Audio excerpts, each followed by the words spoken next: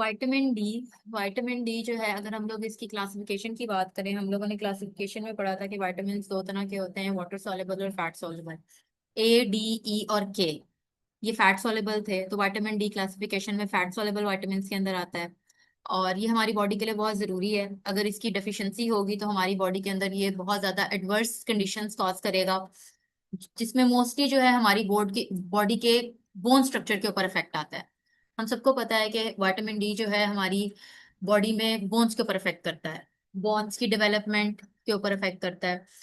बच्चों के लिए भी बहुत जरूरी है, जवान लोगों के लिए भी बहुत जरूरी है, बूढ़ों के लिए भी बहुत जरूरी है, डिफरेंट एज ग्रुप्स के लिए जरूरी है। डिफरेंट लाइफ के स्टेजेस के ऊपर हम लोग डिफरेंट तरीके से इसको जो है हासिल करते हैं। जैसे अगर कोई इंसान खुराक के तौर पर नहीं उसको हासिल कर रहा, वो स्पेसिफिक चीजें जिनके अंदर विटामिन डी मौजूद है वो नहीं खा रहा, तो फिर सप्लीमेंट्स में लेते हैं हम उसको। सप्लीमेंट्स लेकर, विटामिन डी के कैप्सूल्स लेकर या इंजेक्शंस लेकर या डिफरेंट जो है चीजें वगैरह लेकर हम लोग उसको इस्तेमाल करते हैं। शुरू में थोड़ा सा एक दो लाइन का इंट्रोडक्शन हो गया, देन सिनोनिम्स। सिनोनिम्स मतलब कि इसके और नाम क्या है। विटामिन डी जो है, इसके और नाम क्या है। विटामिन डी के और नाम कैल्सीफिरोल, एर्गोस्टिरोल, एंटी रिकेट विटामिन। रिकेट्स जो है ये डिजीज है, बोन की एक डिजीज है। आगे जो है उन्होंने थोड़ा सा डिजीज को एक्सप्लेन भी किया, हमने इतनी एक्सप्लेनेशन में नहीं जाना, क्योंकि जब हम लोगों ने थोड़ा सा डिटेल बतानी, हमने हेडिंग के नीचे एक एक दो दो लाइंस लिखनी है। तो हम लोगों ने इस क्वेश्चन को 5 नंबर के लिहाज से थोड़ा सा मॉडिफाई करना है। मोस्टली हमने हेडिंग पे फोकस करना है, और जो हमने इंफॉर्मेशन है वो थोड़ी सी कंसाइज रखनी है। शुरू में हमने इंट्रोडक्शन लिखा, देन हमने सिनोनिम्स लिख दिए। केमिकल स्ट्रक्चर की अगर हम बात करें, केमिकल स्ट्रक्चर जो है ना इसका, स्टिरोल का जो होता है ये स्टेरॉयडल स्ट्रक्चर होता है। स्टेरॉयडल स्ट्रक्चर जो है, देखिए अब इसका बहुत बड़ा स्ट्रक्चर है, और इसको जब आप याद करोगे, अगर इसमें एक भी, अब जैसे यहाँ पे बॉन्ड नहीं बना हुआ, गलती से आप बॉन्ड बना दोगे, गया पूरा स्ट्रक्चर गलत। अब ये D3 है एंड देन ये D2 है। अब ये D3 D2 क्या है, ठीक है, इसको एक्सप्लेन इन्होंने थोड़ा सा ये आगे केमिस्ट्री में किया हुआ है कि जो विटामिन डी है ये एक्चुअली स्टेरोल्स हैं, स्टेरॉइड्स हैं, ठीक है। और विटामिन डी के about there are about 10 compounds of vitamin D that are named as D1, D2, D3, D4, D5, D6, D7, D8, D9 and D10। ये एग्जिस्ट करते हैं। इनमें से सिर्फ दो ऐसे हैं जिनकी हमारी बॉडी पे, हमारी बॉडी की बोन्स पे इफेक्ट है। वो कौन से हैं? D2 और यहाँ पे लिखे हुए थे D2 और D3। सिर्फ इन दोनों का हमारी बॉडी के ऊपर, हमारे बोन्स के ऊपर और हमारी बॉडी के ऊपर पॉजिटिव इफेक्ट है। बाकी ये क्या है? ये प्रिकर्सर्स हैं विटामिन डी के। प्रिकर्सर्स हैं मतलब कि इनके ऊपर मजीद कोई ना कोई मॉडिफिकेशन या रिएक्शन होगा और देन ये विटामिन डी के अंदर कन्वर्ट होंगे। ये एक्चुअल में कंप्लीट विटामिन नहीं है। इनके ऊपर मजीद जो है कोई ना कोई रिएक्शन होगा। वो रिएक्शन बॉडी के अंदर जाके हो रहा है या किसी और तरीके से हो रहा है, वो एक्चुअली में कोई पार्ट है। मतलब प्रिकर्सर मीन्स कि वो पार्ट है, उसके ऊपर मजीद कोई ना कोई मॉडिफिकेशन होनी है, फिर वो एक्चुअल जो है वो विटामिन में कन्वर्ट होगा। तो ये क्या है? ये प्रिकर्सर्स हैं। यस। अब यहाँ पे इन्होंने दो की एग्जांपल जो दी थी, D2 और D3 की, एर्गोस्टिरोल और कैल्सीफिरोल की। अब देखिए इन्होंने एर्गोस्टिरोल जो है वो D2 और 7 डिहाइड्रो कोलेस्ट्रॉल D3, दोनों को जब जो है यूवी इरेडिएशन, मतलब ये धूप लगना, हम कहते हैं ना धूप में बैठो विटामिन डी मिलेगा। वो एक्चुअल में हो क्या रहा होता है कि ये कन्वर्ट हो रहा होता है Ergo calciferol actual vitamin D2 में, और कोले कैल्सीफिरोल विटामिन D3 में। ये क्या था? प्रिकर्सर था, इसके ऊपर रिएक्शन हुआ और ये विटामिन्स में कन्वर्ट हो गया। मजीद ओरिजिन्स की बात करें तो वेजिटेबल से भी आप लोगों को विटामिन मिल जाता है, और एनिमल सोर्सेज से भी आपको विटामिन डी मिल जाता है। एनिमल सोर्सेज में ह्यूमन एपिडर्मिस में मौजूद होता है, और वेजिटेबल ओरिजिन के अंदर एरगट के अंदर ये मौजूद था। और D2 और D3 के जो है ना एक्शन सेम ही है मैन में।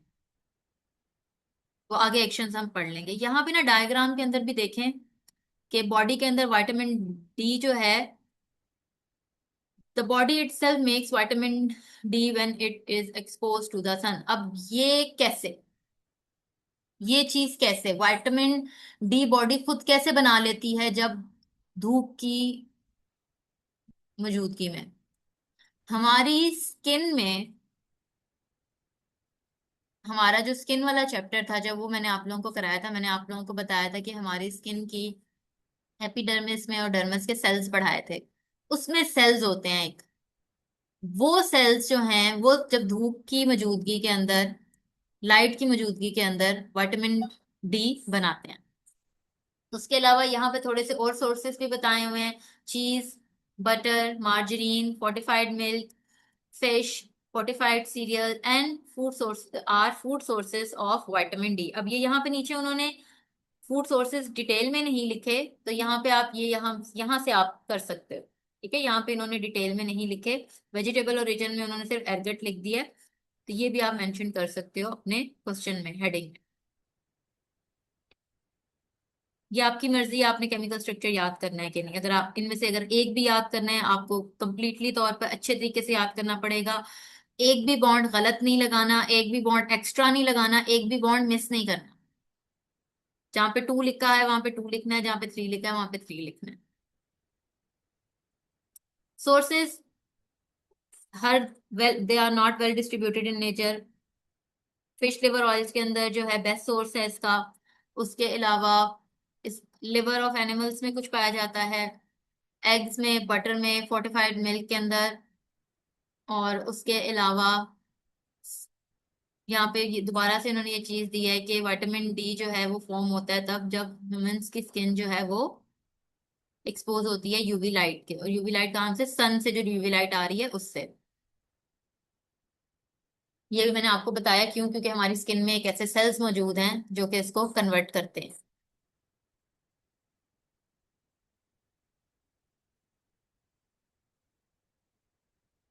अब ये जो कोलेकैल्सिफेरॉल था, ये जो हम लोगों ने पढ़ा था, ये कि कोलेकैल्सिफेरॉल जो है ये विटामिन डी थ्री जो है यूवी रेडिएशन से आपकी बॉडी के अंदर ये आ गया। ठीक है, ये आपके अपने बॉडी के अंदर एंटर करवा ली।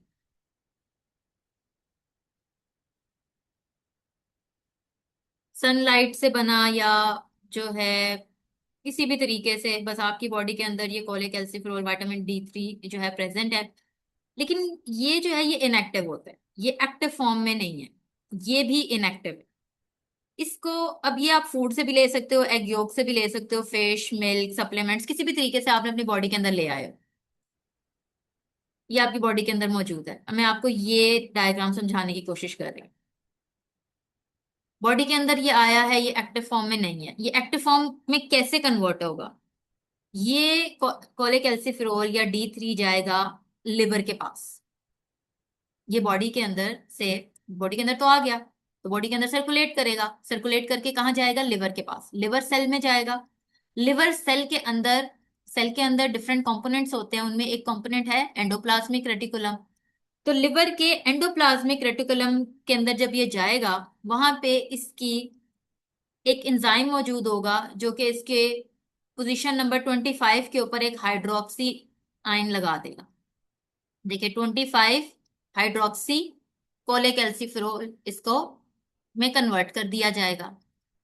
तो लिवर में मौजूद एंडोप्लाज्मिक रेटिकुलम के अंदर एक एंजाइम मौजूद था, उसने क्या किया, उसने इस कोलेकैल्सिफेरॉल को का मॉलिक्यूल पकड़ा, उसकी पोजीशन 25 के ऊपर, मतलब कि इस डी थ्री की पोजीशन फर्ज करें ये 25 है, इस पोजीशन 25 के ऊपर एक ओ एच लगा दिया। जैसे ये एक इधर ओ एच लगा हुआ है ना, तो एक इधर ओ एच लगा दिया। तो अब ये क्या बन गया? ये बन गया 25 हाइड्रोक्सी कोले कैल्सिफेरो, या इसको कैल्सीडायोल भी कहा जा सकता है। ये अभी भी इनएक्टिव है, थोड़ा बहुत एक्टिव है, लेकिन ये कंप्लीटली तौर पे इतना एक्टिव नहीं है कि जाके आपकी बोन्स को अफेक्ट करे। तो अब ये क्या करेगा, ये आपकी बॉडी में वैसे ही सर्कुलेट करेगा और आपकी किडनीज के पास जाएगा। किडनी के पास जाएगा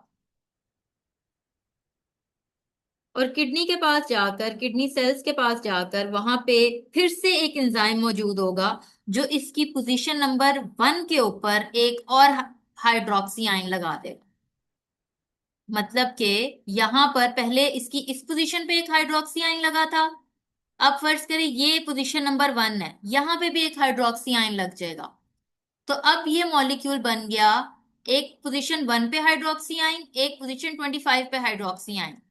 तो ये 125, अब ये दो हाइड्रोक्सी हो गए तो डाई हाइड्रोक्सी कोलेकैल्सिफेरॉल बन जाएगा।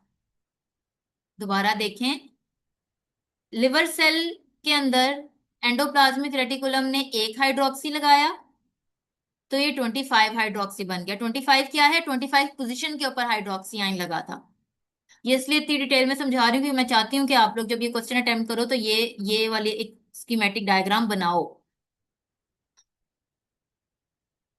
25 पोजीशन पे एक हाइड्रोक्सी आइन लगा दिया, हाइड्रोक्सी में 0H OH, तो ये 25 हाइड्रोक्सी बन गया। फिर ये पूरी बॉडी में सर्कुलेट करके किडनी के पास जाएगा, किडनी में फिर एक एंजाइम इसकी पोजीशन नंबर 1 के ऊपर एक हाइड्रोक्सी आयन लगा देगा। तो फिर अब क्या बन जाएगा, ये 1,1,25, मतलब एक 1 के ऊपर हाइड्रोक्सी लगा हुआ है, एक 25 के ऊपर हाइड्रोक्सी लगा हुआ है। तो ये बन गया डाई हाइड्रोक्सी, मतलब कि दो हाइड्रोक्सी आयन लगे हुए हैं, एंड देन कोलेकैल्सिफेरॉल, या इसको कैल्सी ट्रायोल भी कहा जाता है। अब ये कैल्सी डायोल था और इसका नाम है कैल्सी ट्रायोल। अब ये जो है ये एक्टिव है, ये सारे काम करेगा। ये वो हार्मोन है जो कि एक्चुअल आपकी बॉडी में काम करेगा। ये कैल्शियम एब्जॉर्प्शन को इंक्रीज करेगा, ये कैल्शियम और फॉस्फेट के लेवल आपकी बॉडी के अंदर इंक्रीज कर देगा, ये आपका इम्यून रेगुलेट करेगा, ये आपकी बॉडी के बोन्स को जो है वो स्ट्रांग करेगा। मतलब आगे हम सारे काम पढ़ लेते हैं। अब आगे क्या लिखा हुआ है, factors regulating active vitamin D3 formation, कह रहे हैं कि कौन कौन सी चीजें इसके बनने को स्टिमुलेट कर देंगी, मतलब तेज कर देंगी, और कौन कौन सी चीजें इसके बनने को, ये जो ऊपर प्रोसीजर है इसके बनने को सप्रेस कर देंगी, कम कर देंगी। अब ऊपर उन्होंने प्रोसीजर बताया है, नीचे उन्होंने बता दिया कि कौन कौन सी चीजें इस ऊपर वाले प्रोसीजर को स्टिमुलेट कर रही हैं, तेज कर रही हैं, और कौन कौन सी चीजें इस प्रोसीजर को सप्रेस कर रही हैं, स्लो कर रही हैं। तेज कौन सी कर रही है, पैराथायराइड हार्मोन तेज कर देगा। हाइपोकैल्सीमिया, अगर कैल्शियम का लेवल कम है, अगर कैल्शियम का लेवल कम है तब भी ये प्रोसीजर तेज हो जाएगा। अगर फॉस्फेट का लेवल कम है तब भी ये प्रोसीजर तेज हो जाएगा। अगर एस्ट्रोजन और प्रोजेस्टेरॉन की मौजूदगी में भी ये प्रोसीजर तेज हो जाएगा। फिर ये प्रोसीजर स्लो कब होगा, जब आपकी बॉडी में ऑलरेडी विटामिन D का इंटेक ज्यादा है, तब ये प्रोसीजर जो है, ये जो ऊपर वाला प्रोसेस था पूरा, ये स्लो हो जाएगा। कैल्सिट्रायोल ऑलरेडी मौजूद है आपकी बॉडी में, मतलब ये ऑलरेडी मौजूद है तो इसकी जरूरत ही नहीं है, तब प्रोसीजर स्लो हो जाएगा। और ऑलरेडी आपकी बॉडी के अंदर कैल्शियम और फॉस्फेट बहुत ज्यादा है तो फिर भी हाँ आपकी बॉडी को ये नहीं चाहिए, तो फिर आपकी बॉडी का ये प्रोसीजर स्लो हो जाएगा। ये बात क्लियर हुई है। देखें, कैल्शियम नहीं है, कैल्शियम चाहिए, फॉस्फेट नहीं है, फॉस्फेट चाहिए, तो ये प्रोसीजर करेंगे तो विटामिन D एक्टिव होगा, देन कैल्शियम भी एब्जॉर्ब ज्यादा होगा बॉडी में और फॉस्फेट भी ज्यादा एब्जॉर्ब होगा। ठीक है, तो हाइपोकैल्सीमिया, कैल्शियम की कमी, हाइपोफॉस्फेटीमिया, फॉस्फेट की कमी की में ये प्रोसीजर तेज हो जाएगा। और जब कैल्शियम और फॉस्फेट बॉडी में ऑलरेडी ज्यादा है तो ये प्रोसीजर तब कम हो जाएगा, सप्रेस हो जाएगा या बंद हो जाएगा। तो ये प्रोसीजर क्या है ये भी एक्सप्लेन कर दिया है, और कौन सी चीजें इसको तेज कर रही हैं और कौन सी चीजें इसको सप्रेस कर रही हैं ये भी आपको मैंने एक्सप्लेन कर दिया। फिर आगे आते हैं आपके पास functions of vitamin D। Vitamin D, सबसे पहली चीज जो मैंने आपको बताई कि विटामिन D एक्टिव होने के बाद पहली चीज क्या करता है, आपकी बॉडी में कैल्शियम एब्जॉर्प्शन को तेज कर देता है। हमारी बॉडी की मेजर एब्जॉर्प्शन कहाँ पे होती है, इंटेस्टाइन्स के अंदर। इंटेस्टाइन्स के अंदर कैल्शियम की एब्जॉर्प्शन को ये क्या कर देगा, तेज कर देगा। और कैल्शियम की एब्जॉर्प्शन एटीपेस के साथ करेगा, मतलब एटीपी पंप के साथ। दूसरा, मतलब कि एनर्जी लगेगी। कैल्शियम अगर अंदर अब्जॉर्ब हो रहा है तो इन रिटर्न बाहर हाइड्रोजन जाएगा। बस आपने यहाँ पे यही मेंशन करना है कि कैल्शियम की एब्जॉर्प्शन जो है वो इंक्रीज हो रही है। देन फॉस्फेट की भी, क्योंकि हमारी बॉडी में बोन डेपोजिशन जो कैल्शियम की होती है वो in the form of calcium phosphate होती है। अगर कैल्शियम एब्जॉर्ब हो रहा है तो फिर फॉस्फेट भी एब्जॉर्ब होना है। विटामिन डी ने अगर बोन को डेवलप करना है, बोन की ग्रोथ करवानी है, उसको कैल्शियम चाहिए तो उसको फॉस्फेट भी चाहिए। अगर वो कैल्शियम जो है एब्जॉर्ब कर रहा है तो उसे फॉस्फेट भी चाहिए, क्योंकि उसने कैल्शियम फॉस्फेट बनाना है। तो ये फॉस्फेट की एब्जॉर्प्शन भी वो करेगा। सेकेंड हेडिंग, फॉस्फेट की एब्जॉर्प्शन। अब उसने कैल्शियम अंदर तो एंटर करवा लिया, उसके बाद क्या करेगा? उसने कैल्शियम लेवल को इंक्रीज करना है।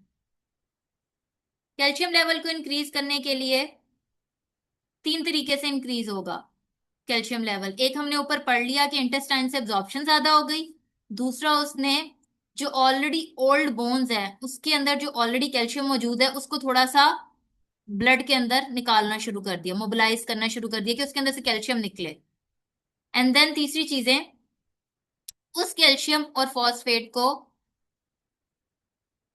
जो रीनल वे में बाहर निकल रहा था, जो यूरिन के थ्रू आपकी बॉडी से बाहर निकल रहा था कैल्शियम और फॉस्फेट, उसको भी उसने रीअब्सॉर्ब करवा लिया आपकी किडनी से।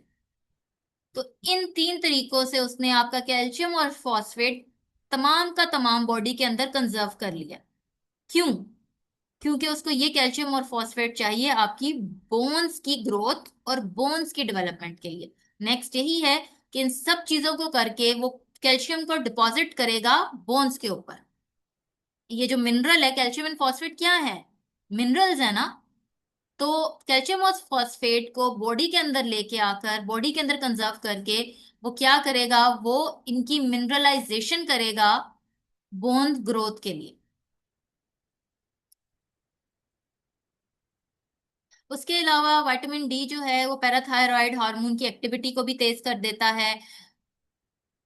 तो हाइपरकैल्सीमिया होता है तो decrease the activity of parathyroid hormone, और हाइपोकैल्सीमिया हो जाएगा तो increase the activity of hypothyroid. Directly relation है। ठीक है। डायरेक्टली जो है विटामिन डी जो है वो थायराइड पैराथायरॉयड हार्मोन के साथ डायरेक्टली रिलेटेड है। ये डायग्राम करने की आपको जरूरत नहीं है।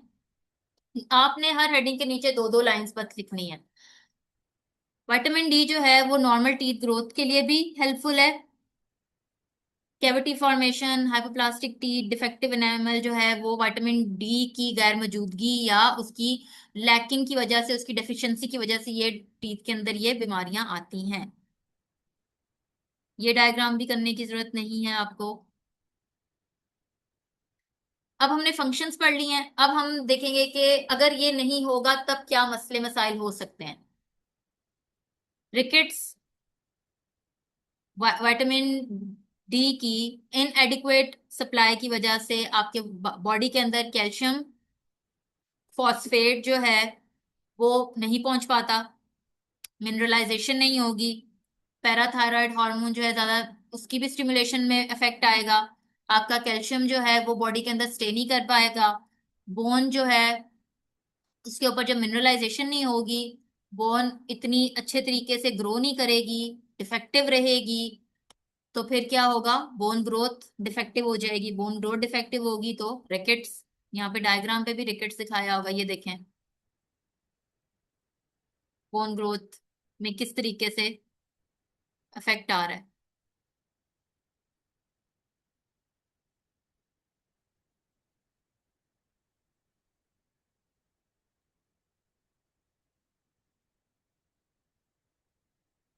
अब यहाँ पे उन्होंने थोड़ी सी एग्जांपल्स साथ दी हैं कि बो लेग्स हो जाती हैं, जैसे ये बो लेग्स हो गई, या रिकेटरी रोसरी हो जाती है। जैसे ये देखें एंकल रिस्ट और नीज, उसमें इश्यू आते हैं। स्कोलोसिस होता है। ये पूरी स्पाइन जो है ना ये ऐसे ऐसे टेढ़ी हो जाती है।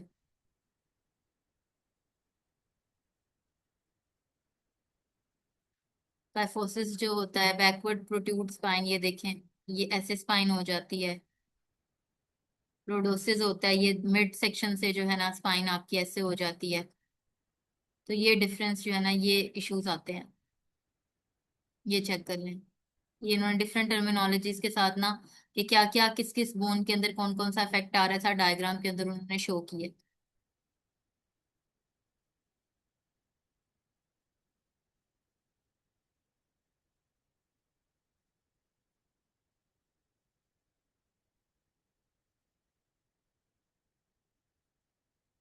फिर टीथ, डिलेड टीथिंग, मेलफॉर्म, दांत खराब होंगे, डेंटेशन में प्रॉब्लम होगा, कैल्शियम और फॉस्फेट की जो रेशो है वो मिसबैलेंस हो जाएगी, एनेमल ठीक से नहीं बनेगा, डिफेक्टिव होगा, और टूथ जो है वो बहुत जल्दी डिके कर जाते हैं, डेंटेशन खराब हो जाती है। और इसके अलावा टेटनी भी हो सकता है। ये कैसी कंडीशन है, वो तब होती है जब कैल्शियम लेवल जो है वो 1 मिलीग्राम 1 mg पर परसेंट से भी कम हो जाता है। नॉर्मल 9 to 10 है, इससे भी कम हो जाएगा तो तब होगा।